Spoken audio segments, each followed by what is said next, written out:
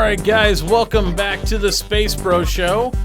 We are celebrating our week of not only E3, but several other different items that we're going to be talking about tonight, including some Star Citizen stuff, including some other things, and yada, yada, yada. Let me get one thing fixed here real quick. Boop. Boop. Perfect. And now we will talk to the rest of the gents here as we get everything set back to there. A Tesla. There they are. Everybody's here now. Celebrate. Hey. What's up, guys? Hello. Turn that little thing off. Hey, look. Hello. It's in the middle of the screen is the same screen. Well, because I had the preview window for the video window on top of the window with the window, and it's done. It's gone now. Poof. Windowception. All right, the viewers are gonna see me snorting something really quick, so just deal with it. Don't do drugs, kids. Awesome. Yeah, especially off your fingers. Sharing is If you caring, haven't seen friend. Eric's fingers, good lord. German snuff, ladies and gentlemen. Oh man. The best cure for allergies on the market. It also has a hell of a rush too. It's the only tobacco I still do is German snuff. There it is. All right, guys, so let's introduce anybody. We'll go around the room here. Of course, with us tonight in Face Rig memorandum for all the other Face Riggers, we had to have one representative. We have Mr. Nighthawk Zale with us. Good evening, everybody. How are you doing? It's uncanny. Team Fortress 2, one of my favorite games, by the way. We also have down at the bottom here, we have Mr. Eric McKetton with us, the Snuff Master. Hello, ladies and gentlemen. Don't do drugs. There you go. And then joining us once again, one of our favorite streamers, Mr. Moonshiner's here. What's up, guys? There we go. We raided his Twitch stream earlier and took it all over with a bunch of random people. Just ran in there naked. Yeah. And he just kind of dealt with it. It was all good. And then here, my good friend and fellow pilot that we like to mess around on the PU whenever we line up all the time, Mr. Stoutman's here. Hey. There we go. And you know me because you're here. I am Mitauchi, and we are going to be talking about Star Citizen. Hopefully not. I promise we won't talk about 2.4. We'll talk about a little bit of Star Citizen. We'll answer questions and do all that stuff as we get into that. But first, to start with, I think we're going to go around the room and just kind of give some of our impressions of some of the stuff we saw at E3 that we kind of dug on and thought was pretty cool, and just go from there. Before we do that, can I make a really quick announcement? As long as it's not involving drugs. As long as it's not involving what? Drugs. Drugs? No, okay, don't do drugs. Stoutman and I are very proud, with a bunch of others, to welcome the Moonshiners to Test Gaming this week. Thank you. Yes, he is now a member, an official member of the Test Gaming stream team. So, yeah. Nice. So yeah, he is certified an alcoholic and a Star Citizen player. That's pretty much the two parts. There you go. And another streamer is absorbed into the fold. Yes. There it is. Yes. We are Legion. We really are stealing every Star Citizen stream. We'll have you soon, Mitauchi. Soon you will be one of us. I just try to evade. But I love you guys, man. It's like all my bros are in test now. I have like nobody's in anything else. But it's all good. We love you guys over at test. You guys are awesome sauce. So let's go ahead and jump in. Nighthawk, what game were you wanting to talk about tonight? Well, I've been watching and following No Man's Sky for quite some time now, and recently they had a little bit of a drama go on through their social media and various other mediums. But basically, they had their release date of June 17th pushed back to August 8th, I think it is, 8th or 9th. Right. And a lot of people have been worried that for various reasons it might just be getting scrapped, but that is in no way, shape, or form the case. And not necessarily that E3 has made that clear, but rather the tweets that Sean Murray has been putting out in tandem alongside E3 that has really made me kind of comfortable with this delay. It's very reminiscent of Cloud Imperium when they don't meet a deadline and they're typically saying, well, it's just not good enough, so wait another week or two. Yeah. Right. And I kind of really like it, but I'm eager to see this game for a lot of different reasons. It offers a lot of the same styles of gameplay that I think we're going to be able see in Star Citizen. Things like open exploration, seamless transitions from planet side to space, back and forth, no loading screens. You're going to be able to get in and out of your ships. You're going to be able to interact with alien species. You're going to be able to craft and just it's a bottomless pit of your summer's never going to end. And I'm so eager for it. It's ridiculous. Well, now your winter's never going to end, right? Because it has gotten pushed back. I think where are we waiting for now? I think they said there was pushed back to, was it December now? August 8th, I believe, is the official. Might have pushed it back again, so I don't know. We'll have to see. There's another thing that we found out just today that was probably helping to hold back its release too. Oh yeah, that whole thing with the legal with Sky. They were in litigation with Sky Media, the people that do Sky News and the other broadcasting out of Great Britain, because they trademarked the name and the word Sky. Yep. And apparently they reached a settlement today. Yeah. So No Man's Sky can use the name Sky, but this is how much power these people have. According to Sean in his tweets today. I think it was Sean. Somebody in this piece today. They forced Microsoft to change the name of Skynote to OneNote. The reason why it's called OneNote is because this company had so much power that they beat Microsoft. So the fact that No Man's Sky can even use the name Sky is just amazing. It sounds like. I know. I'm still in long litigation to use the word "the" because I want to get royalties for everyone who used the word "the" and just pay them to me. It's only a penny per time, but hey, it'll add up. They, of course, still have to deal with my ex-wife on getting the trademark for the word "no," but they've got Sky now. This copywriting of common words is just out of control, and every country should just say, take a hike, boneheads. That's ridiculous. Yeah. So one of the things more recently that's been coming up in conversation about No Man's Sky is, will we actually be able to experience multiplayer? Because for the last 3-4 years now that we've known about the project, it's been in development. They've been touting it as a single player sandbox experience. But in recent interviews with Sean Murray and some of the other developers on the team, they're really making it start to sound like the closer into the center of the galaxy you are, the better the opportunity is that you may come across another player. And that's not to say that you're actually going to know it's another player, but the potentiality for it is there. Right.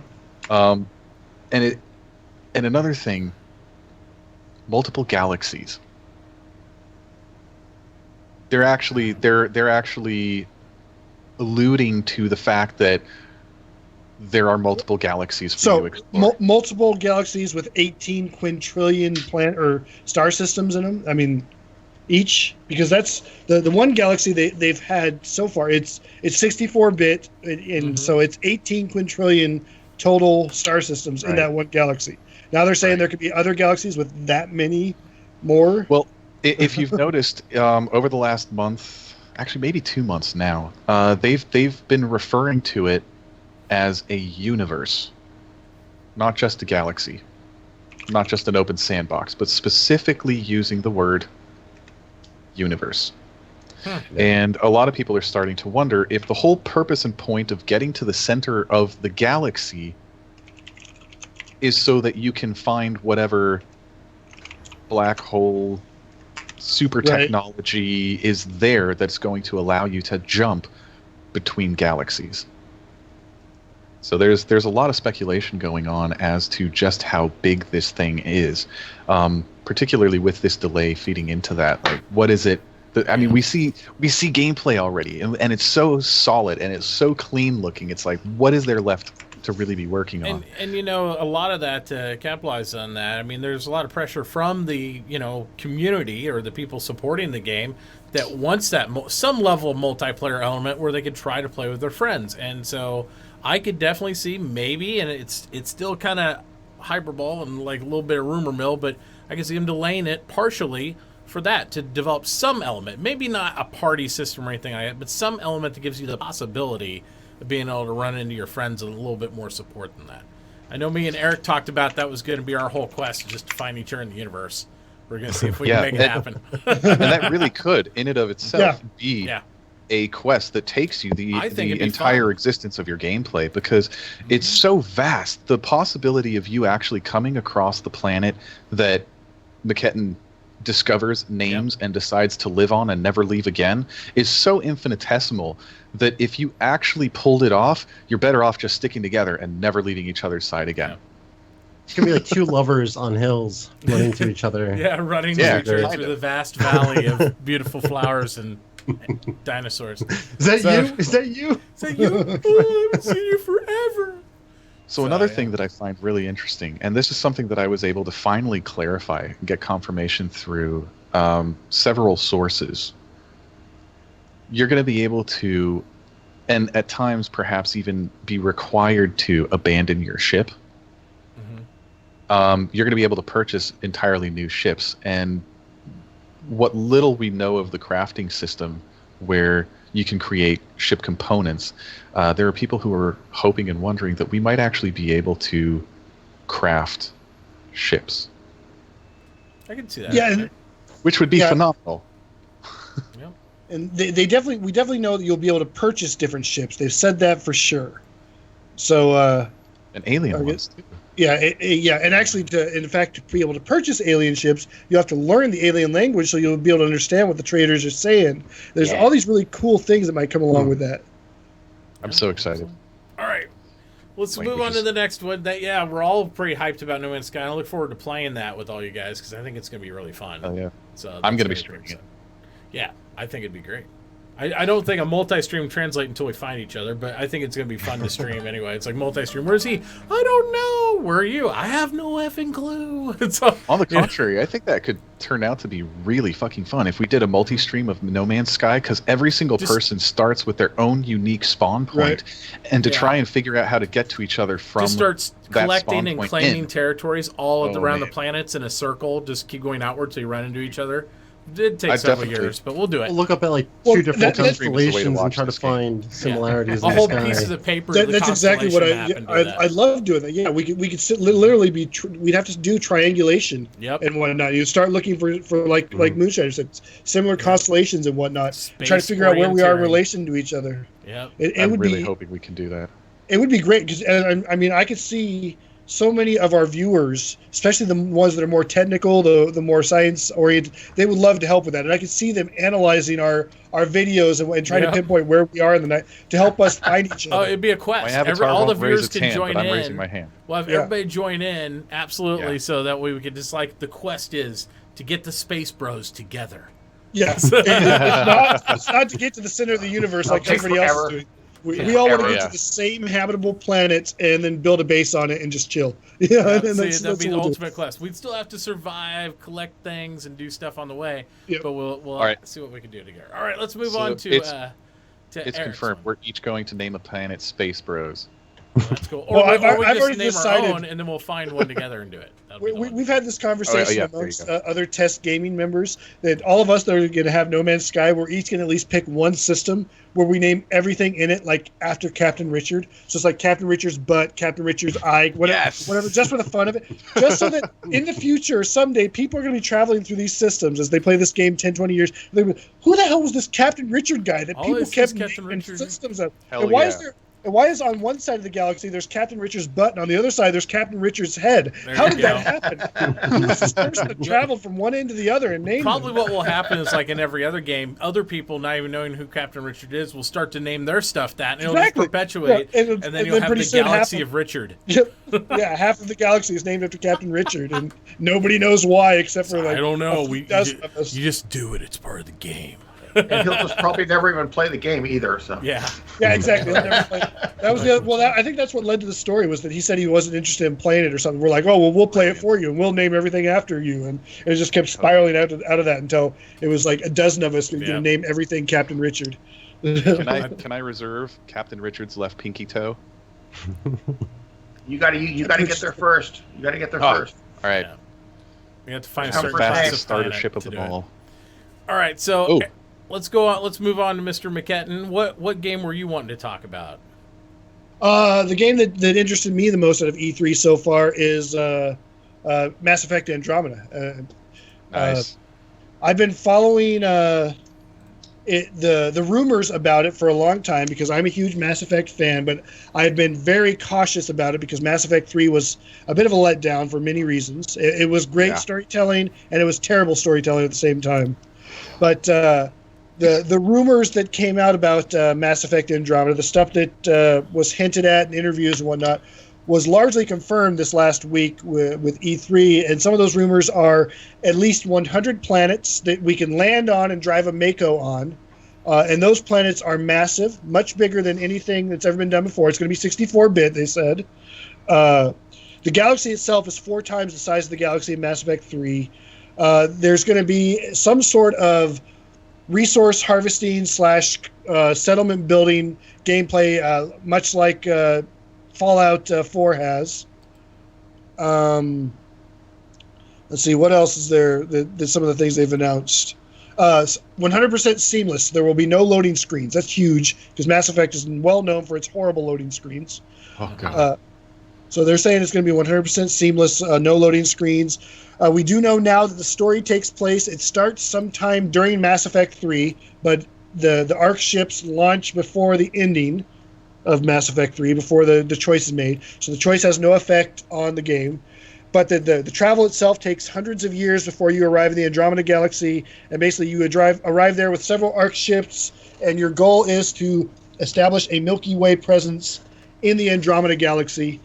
And of course, there's other people already living there that you got to contend with. You got to make alliances or fight with them. You know, the standard Mass Effect stuff.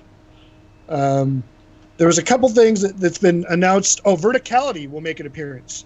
Jetpacks, jumping. For the first time, you'll be able to go up and down. Fantastic. It's going to be on the Frostbite 4 engine, I think it is. I think you're right. So the same one that Battlefield 4 is, I believe Battlefield 4 is on, or is it? I know Battlefront's on it. I don't know if Battlefield 4 is on Frostbite 4 or not. But I know they're on Frostbite. I can't remember if it's 4 or not, though. They definitely use that for the destructible environments, and it does a lot better physics processing than a lot of the other stuff. There's a couple other little things that are going to show up, like the armor's going to be modular.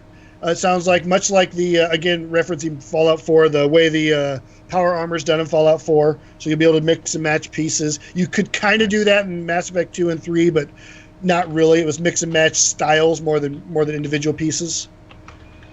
Shepard has literally nothing to do with this other than she apparently sends you on the mission. That's it. The family's different. It's the Ryder family, not the Shepard family.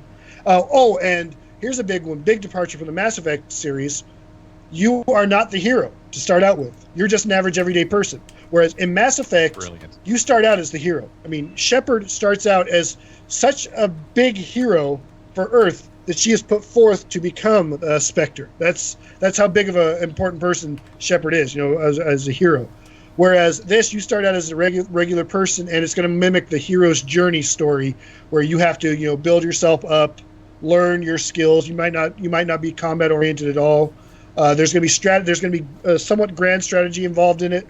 They said you might be able to hire mercenary squads to do missions for you, as opposed to going out and doing them, etc. So, yeah, it sounds pretty freaking impressive. Yeah, I mean, and this we all know the storytelling from all the Mass Effects is solid too. So you imagine this one with the amount of development time. Yep. When was the last one made? It's been 4 years, I think, since Mass Effect 3 came out. So I imagine this is going to be pretty good stuff. Well, here's BioWare and EA learned a brutal lesson from Mass Effect 3, because while it did well, it did not do well. The critics loved it. The players, not so much. Like, if you look at user reviews versus critic reviews, very different. They actually, in 2013, apparently they did a bunch of focus group testing, they were saying at E3, where they went out and they found, I guess, Mass Effect players that were, known in the community, whatever, like YouTubers, I guess. It did these focus group testing where they brought them in or sent them internal builds or something of the initial, kind of the precursors for what's going to be Mass Effect Andromeda, to get these people's feel of what needs to be changed and what works and what doesn't. So apparently a lot of actual working with Mass Effect fans has gone into making this game. Yep. So and that's, hopefully that'll make a difference, because as I think a lot of people, Mass Effect 3, the fans were the most disappointed because of the ending more than anything, and the way that the Mass Effect has prided itself on being this this game where your choices make a difference and your actions make a difference. And then at the very end of Mass Effect 3, all that went out the window. And it was just like, no matter what you did, the same thing was going to happen. It was just going to happen in a slightly different manner, you know? Yeah, just I different think color scheme. Yeah, it seemed like it was a wrap-up thing, like a wrap-up to the trilogy, if you will, more than something that was the same thing like in 2 or 1. Drew Capuchin, and I can't remember who the other writer was, but there was 2 writers. I don't know if they were fired or if they voluntarily left BioWare right in the middle of the making of Mass Effect 2. But Mass Effect 2 was essentially done, and they left. So they weren't there for Mass Effect 3, but they had outlined a bunch of it. Apparently, for whatever reason, their story was decided to was scrapped. A lot of it was scrapped. But not enough, but it was like half of it. So the first half of the game of Mass Effect 3 mirrors a lot of what they were going to do, but then it just goes in the opposite direction. Like the big bad guy was supposedly going to be dark energy, not AI or whatever.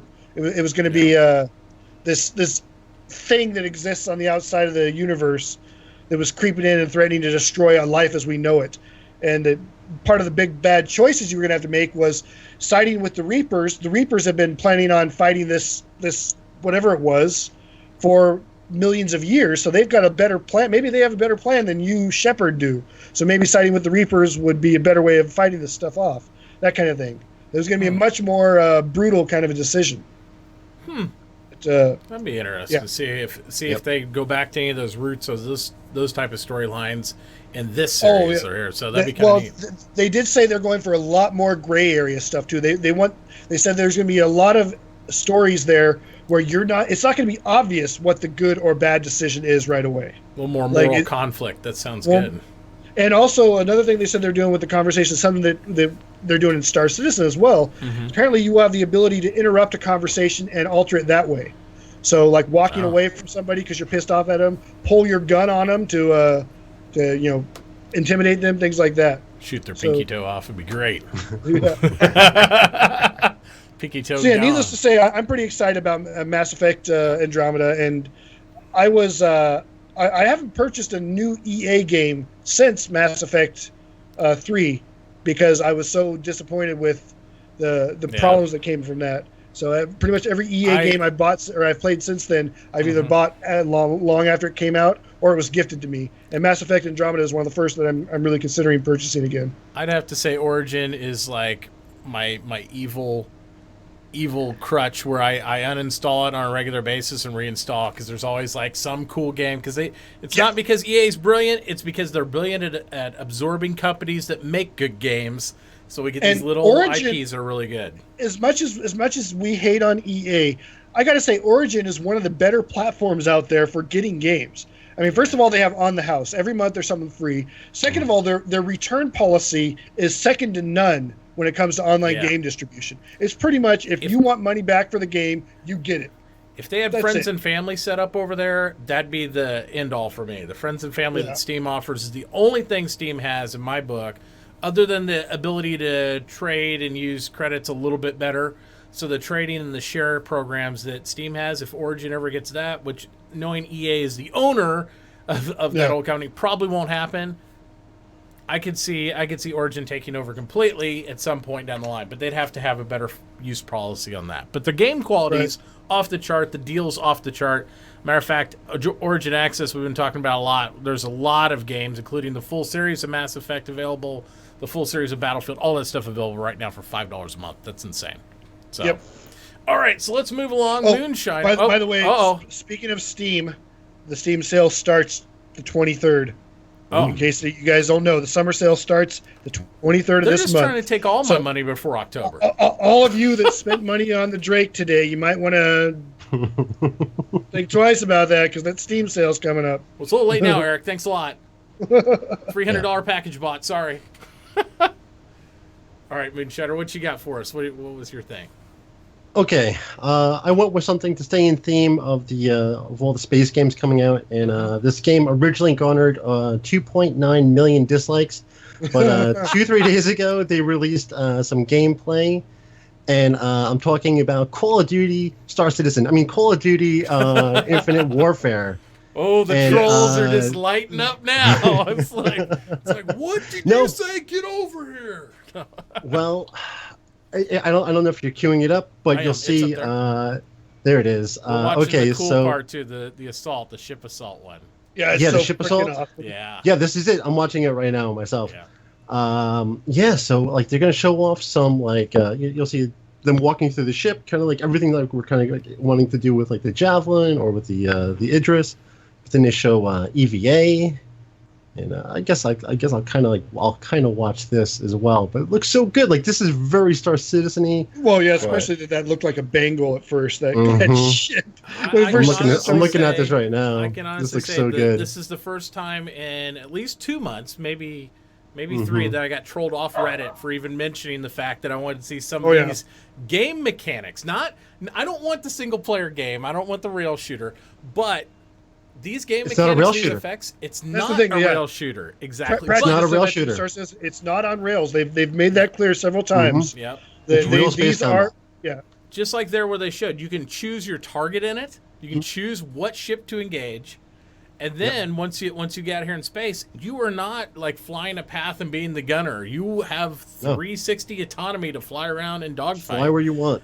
Now Yeah, It looks crazy. Like the combat looks. I mean, like we're so used to Star Citizen, it looks so much more hectic than like anything like we're used to. I would say But- when people say it's on rails, just they talk about how well you're only in these certain small areas. It's on rails in the same way that Arena Commander is on rails. Then if you're going to go with that, well, because Right. you're stuck in a certain map when you're fighting in Yeah. Arena Commander, but you're not being forced to fight a certain way or fly a certain direction or I anything think- like I that. think Yeah, but the you're thing- flying up next to these destroyers Yeah. and I think the thing that gets so critical specifically about this game too is when we use the terminology on rails, it's not what it used to mean.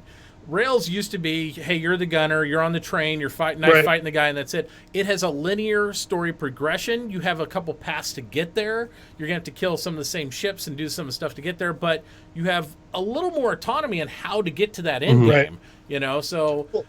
And I understand a bunch of those last it's- couple of Call of Duty games were like on rails, like where absolutely. you were on that snowmobile and stuff like that. Absolutely. You had to follow their lines, but this looks so good. It looks Oh my really God. good to me. It looks really good to me, and I understand it's going to be faster. And I'm not saying Star should, And once you Citizen see should this- do all this stuff, but it's really good. Once you see the EVA and like when they're when he puts when he puts the C4 on the glass and that Yeah. blows up, Oh, and yeah. when he grapple hooks the guy in, grappling hooks. That's Yeah, my it's- answer to it's- all the stuff in as far as the EVA mechanics in Star Citizen. Yeah, I How know. awesome would that No. be to have a grappling hook? Now, I'm not saying throw it across the map. Still use the EVA system, but when you're trying to board a vessel, and we're sitting there like floating like this, listen to my suit leak out air the entire time I'm trying to get in the ship, just throw a grappling hook, pull yourself that 6 feet in there. Yep. yeah. Awesome, done deal. I mean, I think that's amazing. See, I love the sequence we're watching right now, and Mm-hmm. unfortunately for me, it's going to be, I'm watching it. There's a delay here, so I'm talking about a sequence that the viewers just watched a bit ago. Yeah. But approaching the ship, they're spinning. It looks like a combination of the opening scene to Episode 3, of Star Wars, and any of the big battle scenes from Battlestar Galactica.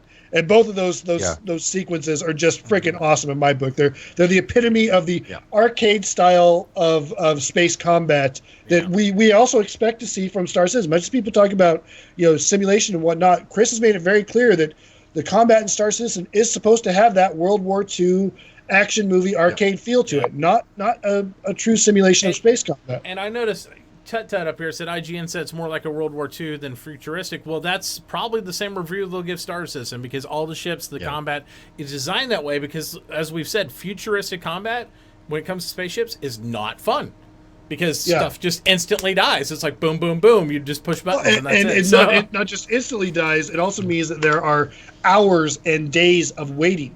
Real combat in space would be you plot a fire solution months in advance in some cases, but days in advance, weeks in advance, and you fire it and you wait to see if you hit that target that's on the other side of the solar system or whatever. And then once they detect incoming, all they got to do is make a minute change and you miss, and then you do it all over again. The computers would be aiding everything. It'd be boring. Oh, it'd be 100% computers and drones. Yeah. We would have almost no input into combat in space. Now, and I've seen this. again, I looked at Star Citizen's going to have higher fidelity to this. It's not going to be as fast, but I mean that's not really what we want for Star Citizen. We don't want it to be full arcade and all that type of stuff. But at the same time, some of these mechanics, like the anti-gravity grenades, the grappling hooks, those things could be simple solutions in my mind for a lot of the problems that like we've experienced. Look how much time they spend on certain aspects of EVA, and then once we go to boarding, that's all going to come back up again. These are some solutions that I think would be really interesting to see. Do I want Star Citizen to be Call of Duty? No. Do I want them to not be so turtled in that they don't look at other games and say, hey, we should take that? We already do that with the spaceships. We do that with a lot of game mechanics. All great games take from other elements that work for those games and do that. So let's watch Call of Duty and see what they're doing with certain aspects of it, and not just hate on it because it's Call of Duty. Even Call of Duty, I feel like they kind of watched Doom. They watched Doom gaplay and did some of that in here. Like I want that melee combat instead of the rifle butt. I want that melee combat where you rip off the guy's face mask. How awesome would that be in Star Citizen? Break through their glass shield on their helmet and they just like die and asphyxiate. I was like, that'd be perfect. I would love that stuff. This is all missions. This is all this isn't the multiplayer. The multiplayer is still going to be very much, on ground and stuff like that. Well, and this. So this is all inside missions and I would like to see what their multiplayer is fully like. Have we seen a lot of that? Because even if they had, you imagine fighting through the hulls of a spaceship would be cool. In this, I think that would be neat. And given it would be arcadey and more linear, like what Call of Duty is, that would still be cool to me. I think that'd be neat. As a map, why not? Why not? Their maps are always so self-contained and small in the first place. Or why webs not if do you it had on two the carriers and you were dogfight to get rid of the air guy and you had to take the bridge crew out, and maybe that was that. I'm not going to acknowledge it, Stout Man. So I saw it. I'm theory crafting Call of Duty. He keeps looking over at me, and I know. I'm like, no, I'm not going to acknowledge it. I'm going to pretend it's not there. Something about watching this reminded me of the way, actually, that I'm trying to figure out how to explain this without getting too spoiler. The way the missions were described in Squadron 42 by GameStar magazine when they actually saw some of the missions back in October. And that's that in Squadron 42, the missions will be predetermined, but you will have several ways you'll be able to approach them, and you will plot that out in advance and then go and attack the mission. And it could be straightforward, it could be stealthy, whatever. And it looks to me like the Call of Duty Infinite Warfare missions follow a very similar concept of you start out and you kind of plot out your method of attack, what assets you're going to use, and then you do that. But the missions themselves are still going to be somewhat linear, and that's very much how Squadron 42 is probably going to be too. And so this might be another an interesting kind of preview and an interesting contrast, the single player to Squadron 42 when it comes out. Comparison and contrast. Yep. Well, what you also saw there was some of that digitally remastered Warfare. Yep. Was what's it called? Yeah, I forget what it's called. But the first game that they came out with, Modern Warfare 1. Just Modern Warfare. Yeah. Digitally remastered. I remember playing it. But I don't know, looks good. Yep. I'm excited about it. Who has never played Call of Duty before? This is actually the very first time I'm interested in investing in Call of Duty.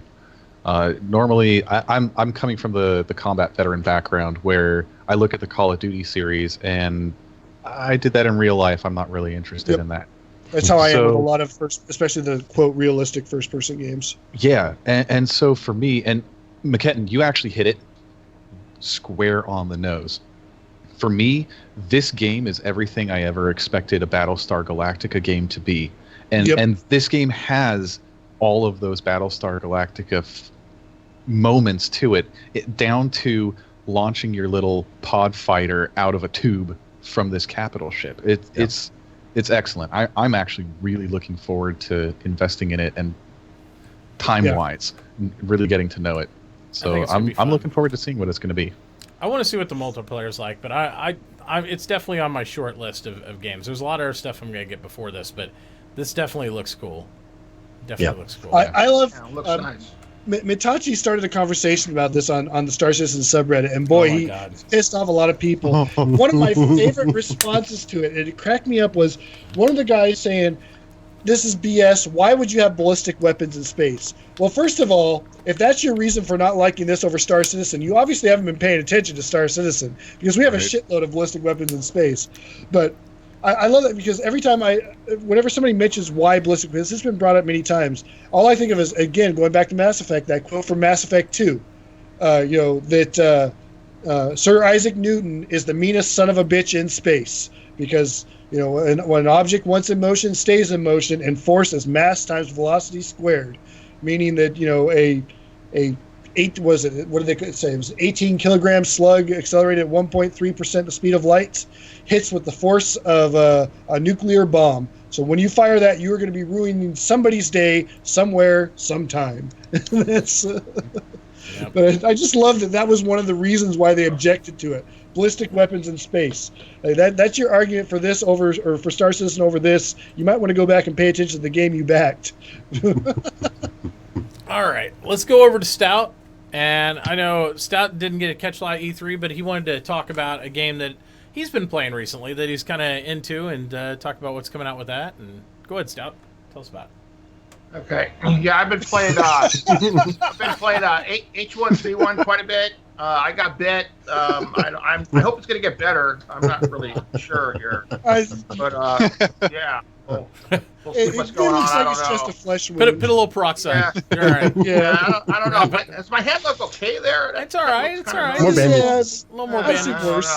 bandage. Maybe a rewrap. H1Z1, they split it into two games. One is the Battle Royale, which is like the full-on PvP. Everybody kills everybody, and they all die. Not my game style. I've played it a few times. But then there's the other game that more along my lines is the Just Survive. That's where it's more of a survival game. You get to build up like a fort. You get to acquire items. I mean, if you die, you lose all your stuff. But if you're well equipped, you just go re-equip at your fort. And you keep going. And they've been doing a lot of changes on the game lately. They've wiped the map a few times where you got to start over. So they've been changing AI on the zombies and the animals a lot. They're coming out with a new map that's going to be much, much bigger and look a lot nicer. So they're actively developing the game. So if you like survival games, if you like zombie games, just keep an eye on it. So it's fun. Cool. Definitely cool. I kind of got back into that this week as well. I feel better now. Okay. King of the Kill. Yeah. Yeah. I think it's fun. I mean, one of my favorite streamers, Duck Sauce, I watch, and that's like his staple games, H1Z1. So he loves the H1Z1. But and I think it was good for the community for them to divide that into two. A lot of people were kind of like, don't do that. But them dividing two, it allowed the PvPers to focus on PvP and allowed the survivalists to enjoy the game they want to. And I think it reinvigorated the community to a certain level because I've seen a lot more activity. There was a lot of test streamers who played it together, like for fun. And initially, when that was announced, they were all pissed off about it. They said they thought it was a bad idea. But now that it's been done, it's been the exact opposite. Like you said, it really did reinvigorate them because the ones that played that like the battle royale aspect of it, they now have a game devoted to that. The ones that like the survival aspect of it, they have a game devoted to that, and they're developing both of them actively. And in a way that it doesn't infringe upon the other, which was the problem before, is that if you made a change to one, you made a change to the other by doing that. And they weren't necessarily good changes in some cases. It's kind of like the problem we see with Arena Commander versus the PU, is that sometimes a change to the PU negatively affects it. A positive change to the PU is a negative one to Arena Commander. Absolutely. All right, I'm going to Daybreak also gets a lot of hate. They do. They with EverQuest and or Landmark. Well, and everything after the whole Sony split. Yeah, even with H1Z1 though too, it's like they basically kept that in like alpha beta phase for like ever, and a lot of people say, well, we never saw a graphical improvement of the game from beta to what they considered launch, and I think a lot of people missed the point. It wasn't for an improved graphics, for operation, make it fun, make it persistent, make it something that people could dive into and get what they want, and the people that get that really enjoy it. And I don't think you have to be high res to enjoy a game. Certain games I love that are high res, but I also like them to just be able to run on a computer and play with my friends. So there's something about that too. All right, I'm going to kind of cheat on mine because I got two. I can't just do one because I can't decide.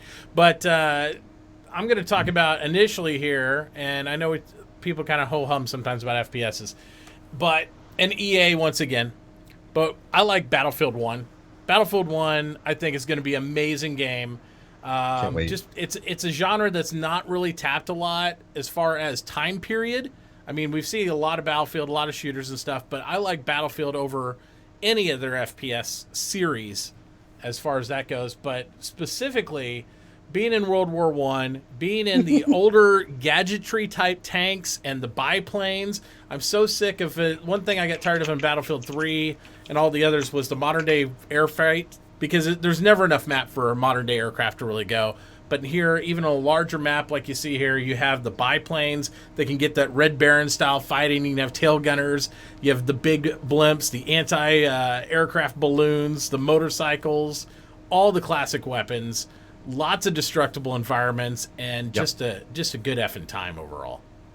You know, so it's Did you see when that Zeppelin blew up? Oh yeah, That's pretty crashed cool. on the map, and leveled everything, and just changed the map. It was just so classic awesome. Battlefield with their Levolution type stuff they do. That thing can come down anywhere and persists on the map. So instead of just having, hey, you blow up the bridge and the bridge just blows up, you can it drops down and you gotta go through the twisted steel and all the different elements of it. And like I said, you're using artillery, classic-based weapons. So, and it's the thing I found really surprising about it for me too is the fact that it's actually pretty fast-paced. It's if you look at the gameplay trailers, the actual gameplay that we saw on it, and we'll throw a little bit of up here in the background. I'm not going to play 50 minutes of it by any means after this commercial's done. Even though, you know, she's cute with her iPad. Anyway, we'll go. The whole thing is it's pretty quick. You know, it's like we saw people when they were doing the celebrity gameplay through it. They were able to run real quick. Here we go. They're able to move around inside these maps. Actually, take a look at the rock. I'll pull it back up. Yeah, and the destructible windmills, all the stuff. I mean, it's a lot faster paced than what I thought. It felt somewhere in between like a Battlefield 4 and a Call of Duty type speed. More like probably what they did with Hardline. Hardline was a little faster paced than 4, because if you go from playing Hardline back to Battlefield 4, you feel like you're wearing muddy boots because it slows down that much. But the other aspect of this, which I thought was amazing, they have spectating mode. You can jump into 64-player maps, do free camera fly all around. And this is not only on PC, it's on console that way too. You can do it. They also have weather environments that statically change, dynamically change during the match. So you could be sitting there in rain. It could go from rain to light fog to sunny and change the map in just a matter of moments. So that's really cool. And the mini map that you blow up now is not just a static map of the things. It'll show live exactly what's happening. You can see the troops moving live on the ground. That's impressive stuff to me for a game that's, you know, same genre's been out forever, but they're doing some technologically cool stuff on a older time period. So it's really neat. I can't wait for this, and you're all going to play it. So do you know if there's like a campaign mode in this where it's story driven, or is this going to be purely? And this is where some of the issues have come from, because it's like EA put on a great spread this year. They showed Mass Effect, Andromeda, they showed Battlefield 1. They pretty much I think most people would say they knocked it out of the park. They showed some of the best stuff out there, and then they had to go and be EA. There is a campaign, and the campaign focuses on the French. Now, the way that the EA phrased this, and it was a translation from another language, so it's not entirely accurate, but to really do justice to the French army in multiplayer, and once again to show a side that we're not used to seeing, we have chosen to dedicate an entire premium expansion with special treatment after the launch of the game. You can play the French in single player, that's the campaign, but to play the French in multiplayer is a paid DLC, because France really didn't have a big role in World War I. I think most people are unfamiliar with that, but it really just kind of skirted the edges of France. Really didn't do much at all in France.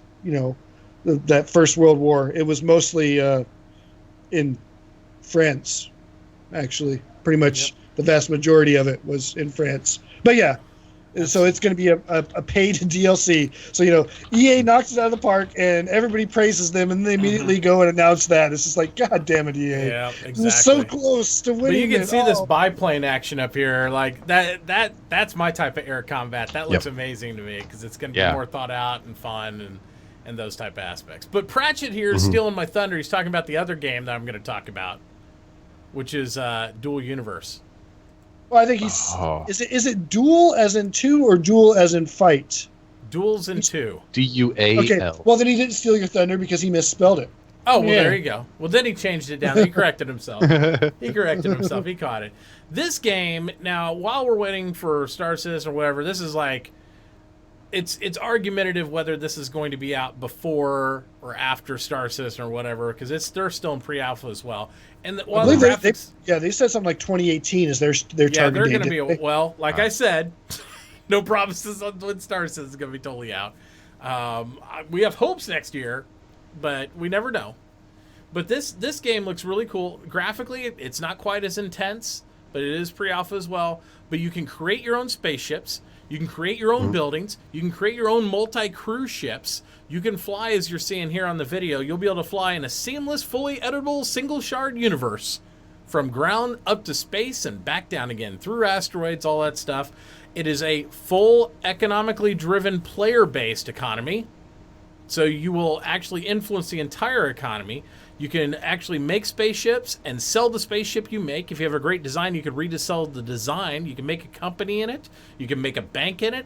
It's almost like a Minecraft meets EVE Online meets like Star Citizen, all wrapped up into one from those aspects. And I read a huge blog, if you guys go check it out, on territorial control. They actually talk about you can own territory in the planets, not only as a company, not only as a nation, but as an individual. And then you can sell those territory markers or take them from other people. Or if you, say, all of us in this room decide to claim territory, we would go up and then we could actually decide to unify and become a nation and unify our territory together. You can lease your territory to each other. You can rent it out. You can do all the aspects that all these other games, including EVE, had to develop over time. They're wrapping it all into one. So it's a very ambitious game, and it will take a while to develop. But it looks amazeballs. That's the thing that blew me away more than the demo was the scope that they announced. Because, people give Star Citizen crap for its insane scope, but Dual Universe is pushing the scope even further than that. Way further. So it'll be interesting to see if they can pull it off. I don't know, the reason why I believe Star Citizen can pull it off is because the people behind it, they have a history of being able to do the impossible. I don't know the people behind Dual Universe. I don't know what their history is when it comes to developing amazing games. So, yeah, we'll have to. I think time will only tell with it, to be honest. But the fact that they're leaving it open enough to where the players really influence the entire universe is a great departure from the goals of what Star Citizen's doing as far as that aspect. And the fact that you can create a multi-cruise ship with your friends and build it and physically build it, not just choose from the selection menu, that's really interesting too.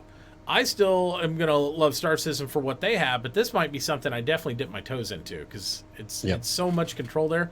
But, when you give too much control, you also have all the risk. So there's lots of things, even if they're successful, that could corrupt the economy, the plants, all that stuff. Right. But they're talking about 100-plus players being able to fight in a single zone against each other by launch easily with the way they developed it. Because I think they built everything on top of the engine stuff with this design in mind, whereas every other game that we've known and loved up to now has had to adapt what they have in order to create the universe they have. So we'll see. I'm hopeful for them. I think they'll do well. We'll see there. All right. And as you can see from the video, this scope does come at a cost. They've obviously sacrificed what we would call fidelity, that word that we've learned to love and hate. They've obviously sacrificed it for reaching that scope. And that's in my opinion, that's a perfectly acceptable sacrifice to make. I'm firmly okay. I mean, hell, I play Minecraft, so it's obvious that I am not a that looks are not important. The most important is playability for me. I think I saw some higher quality video on this game, and it's like a lot of it they were just playing at lower fidelity just to get the frame rate up and for just displaying what it could do. So this is not final, but I think that this will definitely look a lot better with the final game. I agree. And if you look at a lot of the screens they have, the lens flares, the space, all that stuff looks really good.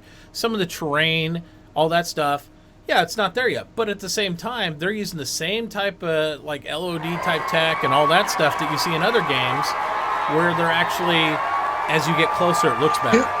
Here's the thing, I did as much digging on information as I could about it. And there wasn't really that much out there that's in depth. But I'm starting to think that the term dual universe references the fact that there's 2 planets.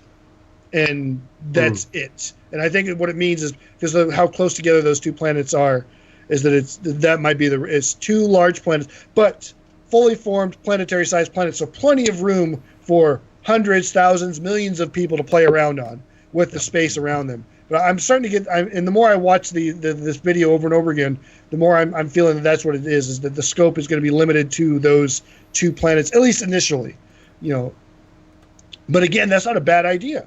If you can fit all of that playability in that small of an area, by all means, fucking do it. I'll be all over that shit. Well, I'll tell you right now that from my reading here, it's like even the actual description here: Dual Universe is a sandbox first-person MMO RPG set within a seamless sci-fi universe made of millions of planets. The world is entirely editable. That means you can put building anywhere on it you possibly could want. And the game focuses on massive scale emergent gameplay based around exploration, voxel building, trade politics, and warfare. That is a huge scope. I know they're only showing the 2 right now, but pre-alpha, but they're talking about all those aspects. They're also talking about millions of planets in it. The reason why I fell back on the 2 planets specifically is what I'm talking about at launch specifically. Is that those 2 planets that they're showing. Beyond that, just because it says that it's a universe of millions of planets doesn't necessarily mean those are planets you can play in. That's true. It could be that's just the universe itself is that it's, so. But you're not going to want to go build a house on another planet. You'll just get wiped out by whoever lives there. Yeah. Well, I mean, honestly, if it's going to be realistic, millions of planets still means only 1 in a million are habitable. That's possibly, the other thing about that. Absolutely. And the atmospheres be different and all that stuff. But it's they say you can do everything for advanced players, the ability to script, construct, LUA to define how it is controlled. I hate Lewis scripts. Yeah, there you go. That was one of the downfalls of Second Life was adding in Lewis. From navigation to weapon systems, you can even script your own AI to assist you. And then the dangerous thing, even if they get it off the ground, is the economy. The economy in Dual Universe is realistic and influenced by the masses. Initiate a market exchange, harvest resources, and sell them. Start an industrial empire, do marketing and logistics, create your own bank or your own company. There's positive and negatives, which we talked about to our blue in the face about that, where it could go great, but anytime you have that type of economy, it can be manipulated by a larger entity pretty quickly. So we've seen that in EVE a lot. So can you imagine, and going back to that, people talk about, how they'd like to see more of that flexibility in Star Citizen. Can you imagine if that flexibility was there, if that power was there, what Test Squadron could do? Yeah. We have 10,000 members now. Yep. The largest org by far. Mm-hmm. And the kind of power that we would wield at the launch of the game alone, if we did have that kind of economic power, it's terrifying. So, and we've seen in EVE how that has gone south. You've been playing EVE for a long time. Yep. I played it a long time ago. I don't know how bad it's gotten recently, but I know in the past there were instances where pretty much the entire economy was brought to its knees by one dude who threw a fit. Basically, he was pissed off and he was part of a big corporation that had a lot of power, and he just decided to dump all their assets on the market and drove everything down. To a certain degree. Yeah, there's some heavy stuff in there, and CCP, the company that makes EVE Online, is very hands-off. They're very supportive of the player influence and stuff, and I do appreciate that aspect from them, but at the same time, those things happen, but they work themselves out because nobody's infinitely wealthy. But in the more recent combat aspects of EVE Online, and thank you guys for the follows. Sorry, I didn't get all the alerts turned off all the way, I guess. The more recent aspects of that, basically what removed Goonswarm from their space was partly because, EVE allows gambling sites. And we're talking out-of-game gambling sites. And these are for only ISK, but ISK has almost this outside monetary, RMT value and stuff. But you can go to the site, you can actually API link, which we're hoping so much for Star Citizen to have the API linkage so you can make apps and all these different things outside of the game so we can track. But they go so far as to allow these apps to synchronize your money. You trade your money in-game to a I guess it would be the same thing as buying chips at a casino. You play this out-of-game thing with slots and all that stuff, and they had all this market pool. Well, they made so many trillions of ISK inside this, they basically funded the war against goons because they didn't like them. So a gaming site outside of the game funded the entire war against them and removed them pretty much from all their territory. The one thing that could never break them ended up being the thing that broke them the most was an outside gaming site, which was hilarious. So but it makes it more real, right? It's one of those things where you can do all sorts of stuff. I know Val, says he plays EVE, but Val almost just plays the gambling sites with the ISK from EVE Economy now than anything else. So it's still interesting. But yeah, I think this would be good. I think it's going to have it's higher fidelity than what Minecraft is, but I think they're really going for this create everything type aspect. And it just depends. Some of that could be overwhelming to people. Some of it could be really awesome. We'll just have to see. But I'm pumped. Yeah, like I said, the thing that makes me pause on this is, I'm Googling the names of the 3 members of the executive team right now, and I'm not popping up anything special. Yeah. Yep. They're all, and that doesn't mean that they're not going to succeed. I mean, once again, you look back, both Braben and Roberts were nobody when they created Elite and Wing Commander. Yep. Hell? I don't know. Apparently you have chainsaws and motorcycles in your house. Let the devil dog in? What the... I don't know. But yeah, just like that, I mean, it could be any aspect, and we'll just have to follow along. Again, it's pre-alpha. There's nothing to spend money on at this point, but I think it's definitely a cool game to kind of keep an eye on and watch.